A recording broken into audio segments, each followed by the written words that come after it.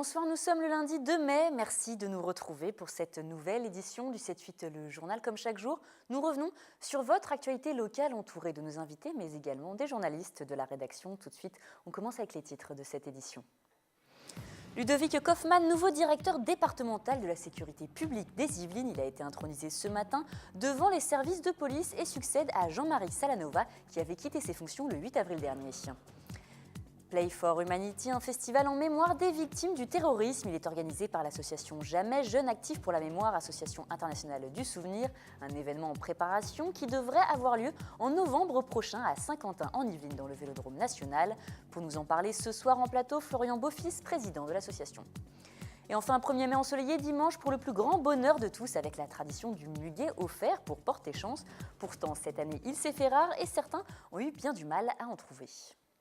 Et pour commencer cette information, samedi 30 avril au matin, le président de la République s'est rendu à Jouy-en-Josas en toute confidentialité. L'événement n'était pas annoncé sur l'agenda du président de la République qui est allé se recueillir sur la tombe de Léon Blum enterré dans le cimetière de la ville. Accompagné de la mère, il a également visité la maison dans laquelle a vécu et est décédé le 30 mars 1950 le leader du Front populaire. Et je vous le disais en titre, ce matin, les services de police accueillaient le nouveau directeur départemental de la sécurité publique des Yvelines. Ludovic Kaufmann succède donc à Jean-Marie Salanova, qui avait quitté ses fonctions le 8 avril dernier. Une cérémonie d'installation a eu lieu ce matin en préfecture de Versailles. William, elle était sur place, regardez. Ouvrez le banc. C'est un parcours hétéroclite qu'affiche le nouveau directeur départemental de la sécurité publique des Yvelines. Après avoir passé une grande partie de sa carrière dans le Val-de-Marne, principalement dans la sécurité publique, Ludovic Kaufmann a pris ce matin ses nouvelles fonctions dans le département. J'ai fait quasiment tous les métiers qui peuvent exister en sécurité publique, que ce soit en termes de gestion, que ce soit en termes de police judiciaire, puisque j'ai été plus de 4 ans et demi adjoint dans une sûreté départementale. J'ai été chef d'état-major, j'ai été directeur adjoint, tout cela dans le Val-de-Marne en règle générale. Ludovic Kaufmann succède ainsi à Jean-Marie Salanova qui a quitté ses fonctions le 8 avril dernier avec l'objectif de poursuivre et développer les mesures déjà engagées par son prédécesseur. De toute manière, les priorités sont de 3 niveaux. La première, comme je vous l'ai dit, c'est lutter contre la délinquance avec des priorités qui ont été définies par le ministre de l'Intérieur. La deuxième priorité, ça va être de maintenir l'ordre public, qui fait partie des missions régaliennes de l'État. Et la troisième priorité, c'est défendre les valeurs de la République. Là aussi, je tiens à ce qu'on ait une police exemplaire. Lutte contre le cambriolage ou vol avec violence, des policiers qui continueront à être sur tous les fronts comme sur les routes. Avec les beaux jours qui arrivent, les accidents nombreux avec les 2 roues notamment qui resteront une priorité, je pense, en tout cas ce sera l'une des miennes.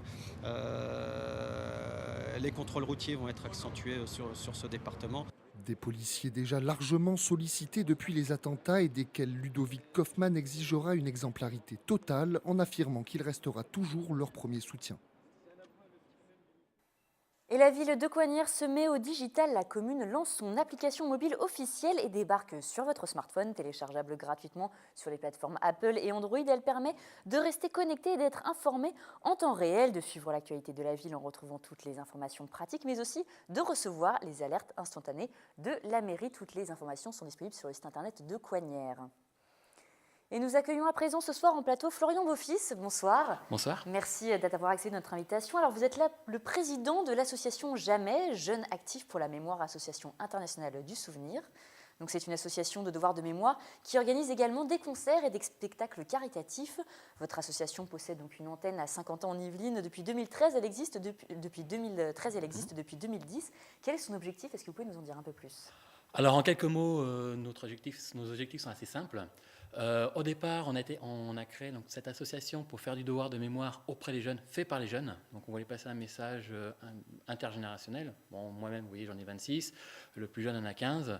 Le but, c'était d'intéresser donc, des gens de notre âge à notre passé. Constatant qu'on avait un peu de mal à intéresser les gens à venir aux commémorations, on s'est posé quelques questions en disant qu'est-ce qu'on peut faire de plus pour intéresser les gens, les ados, les jeunes adultes. Et on s'est dit, tiens, si on faisait un petit peu de culture en organisant des concerts et des spectacles.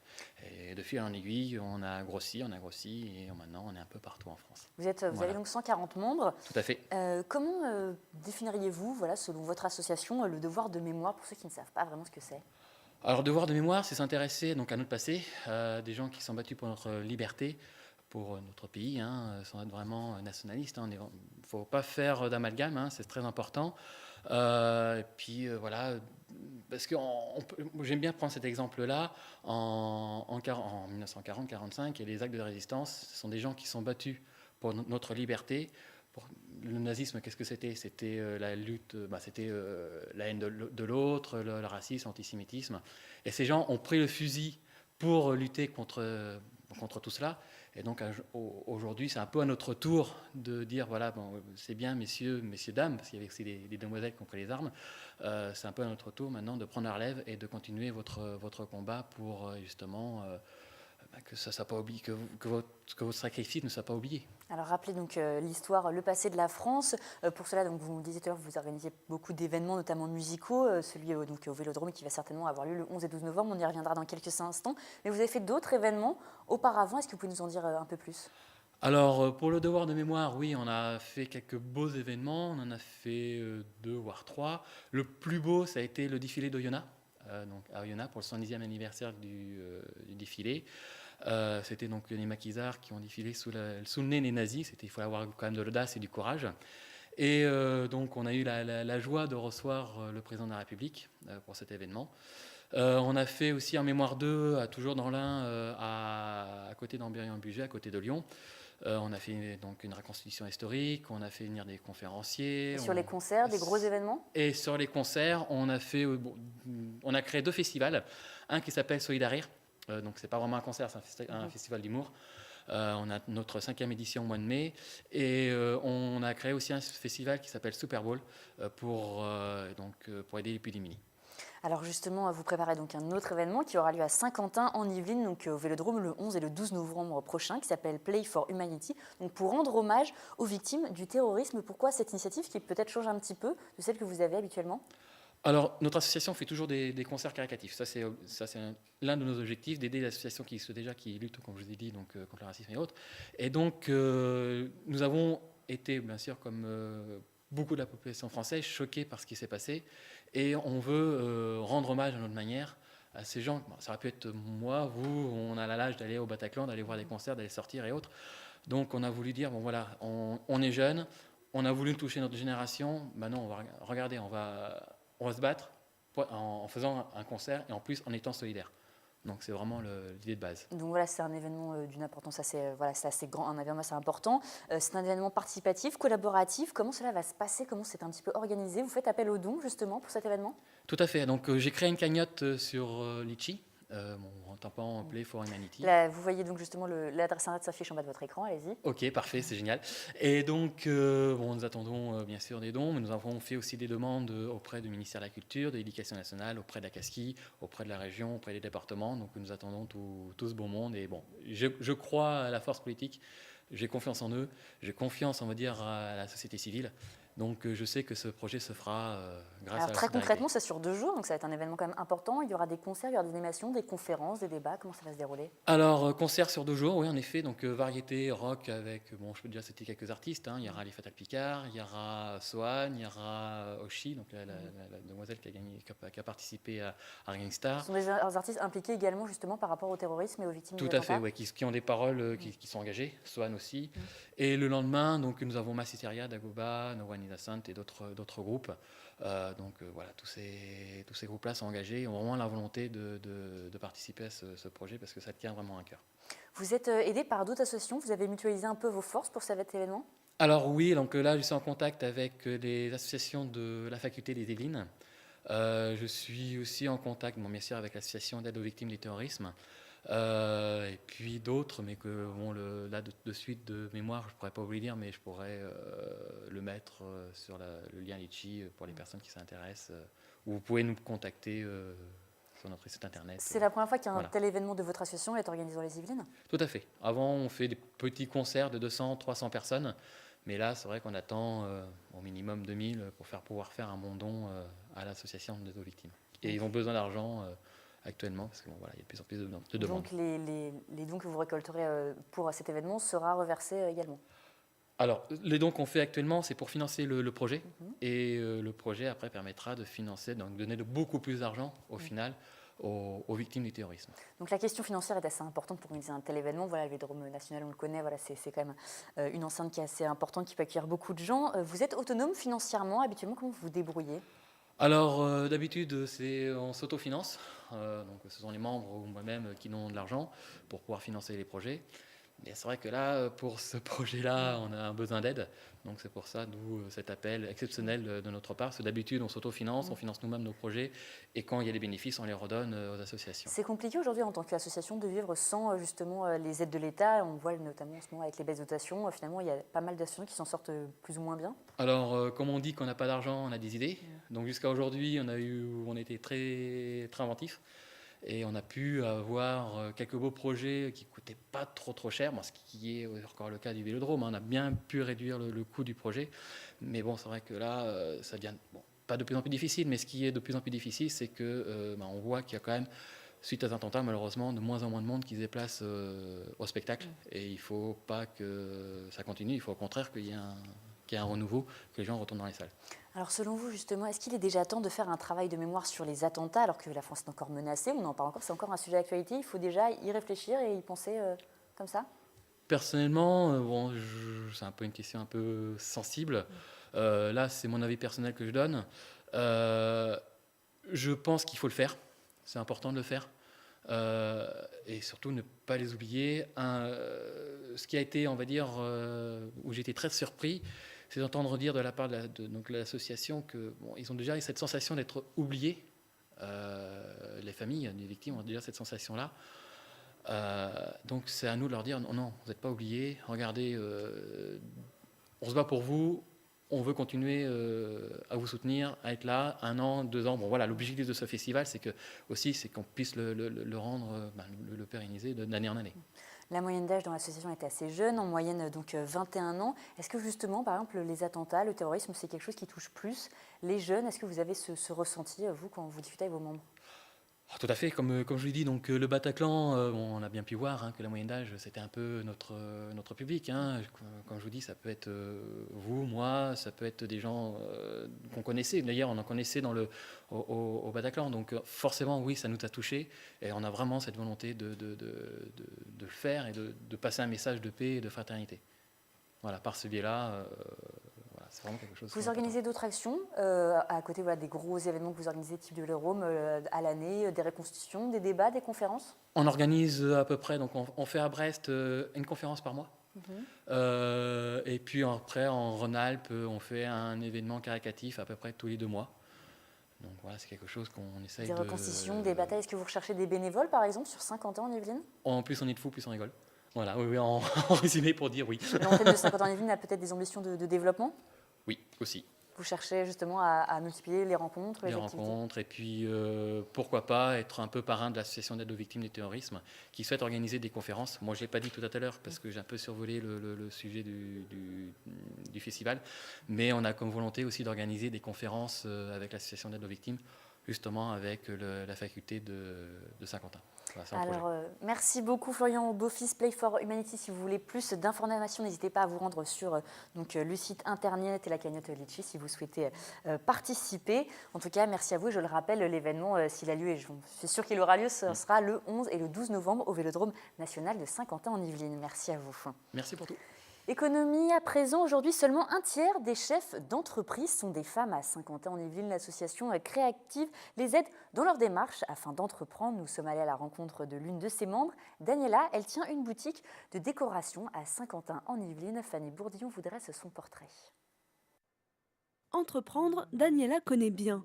En 2003, elle décide de quitter son poste d'expert comptable à Auchan pour lancer sa propre entreprise. Elle se tourne alors vers la décoration, sa passion depuis toujours, et crée Dany Décoration à Saint-Quentin en Yvelines. C'est vraiment une envie qu'on a à un moment donné de se détacher d'un travail quotidien un peu routinier. Et c'est un parcours de combattant quand même, hein, créer une entreprise. Il faut être tenace et ne pas perdre l'espoir et continuer à avancer. Pour monter son entreprise, elle rejoint alors Créactive. L'association aide les femmes depuis 2003 à concrétiser leurs projets. À l'époque, elles étaient 7, aujourd'hui, elles sont près d'une 50aine. Créactive, c'est un incubateur de savoir et de partage. Et c'est des femmes extraordinaires qui ont créé leur entreprise ou qui sont en cours de création et qui viennent chercher en fait un soutien, une écoute, parce que nous on sait écouter en fait. Et il y en a beaucoup qui ont rentré dans l'association, qui ont réussi à créer leur entreprise grâce aux aides des membres. Donc ça c'est très important. Si elle ne compte pas ses heures, elle forme volontiers des apprentis. Une priorité pour cette chef d'entreprise. Au fur et à mesure, peut-être qu'on a aussi des futurs entrepreneurs.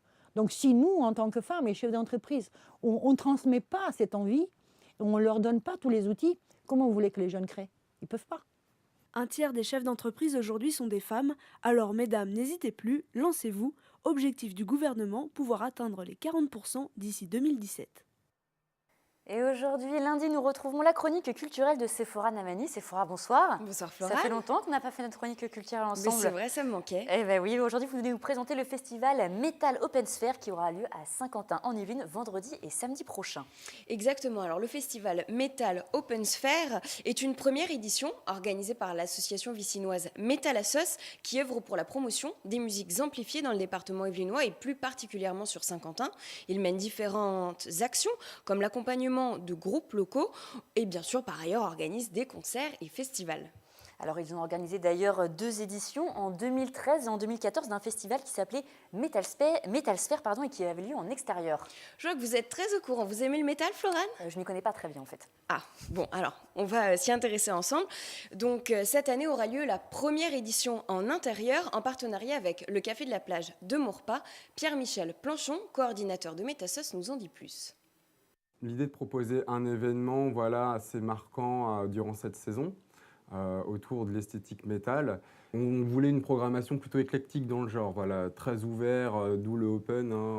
C'est quand même le métal, c'est un style où il y a plein de sous-genres, de pas mal de choses. Donc on voulait que ce soit assez représentatif d'une idée d'ouverture, un peu de fraternité entre les différentes choses. C'est ça l'idée. Ouverture aux autres, diversité culturelle et programmation éclectique, vous l'avez compris, sont les maîtres mots. Il y aura donc du métal progressif, du core, du thrash, de l'instrumental, du stoner, du death et de l'acoustique. Ça fait beaucoup, donc il y aura 9 groupes différents qui vont jouer sur 2 jours, le vendredi 6 mai au Café de la Plage à Maurepas à partir de 20h ou samedi à la Salle de la Tour sur Voisin Le Bretonneux à partir de 18h. Voilà, c'est ça, donc chacun fera un passage de 45 minutes à 1 heure et parmi ces groupes, nous retrouverons le groupe Oracle que nous avions d'ailleurs reçu sur le plateau du kiosque qui propose du death progressif ou encore le groupe Dronte avec un métal acoustique. À demain. Non, juste tout droit et bien à plat.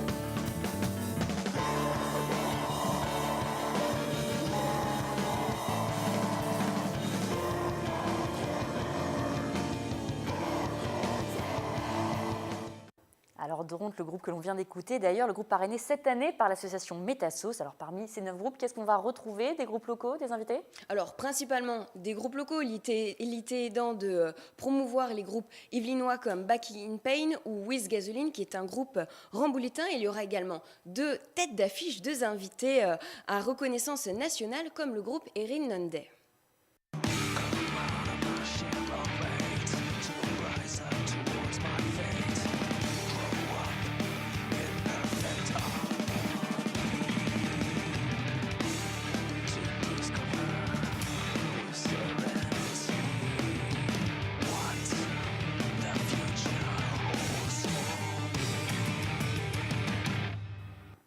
Erin Nunde, donc groupe toulousain connu pour sa vision avant-gardiste et expérimentale du métal. Et donc la deuxième tête d'affiche, ce sera The Walking Dead Orchestra, groupe grenoblois cette fois-ci, à la reconnaissance nationale et internationale, l'un des groupes vraiment phares de la scène du deathcore français.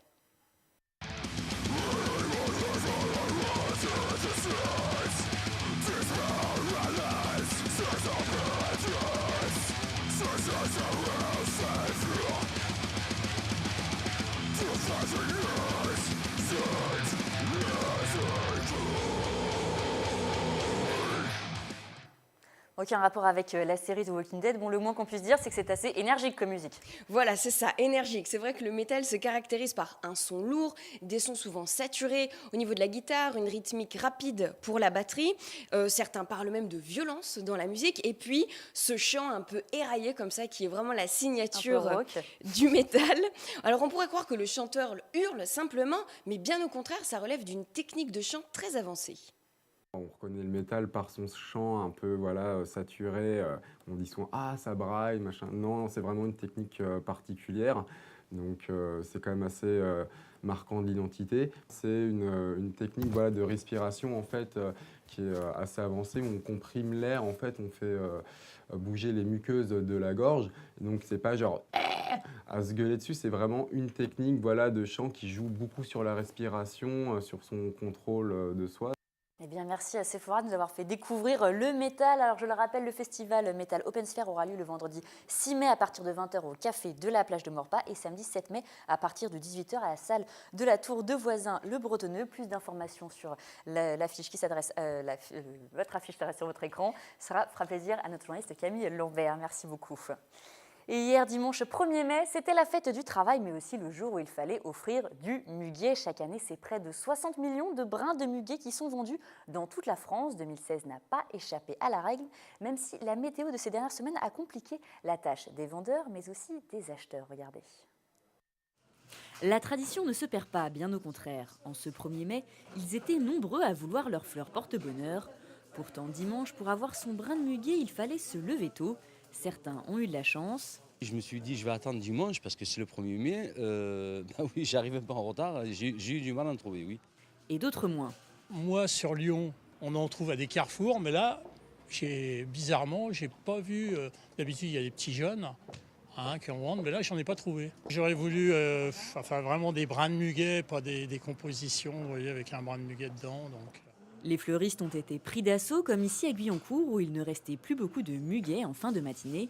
Les professionnels s'en doutaient. Cette année, avec la météo capricieuse du mois d'avril, il a eu du mal à pousser. Les productions étaient réduites dû au mauvais temps.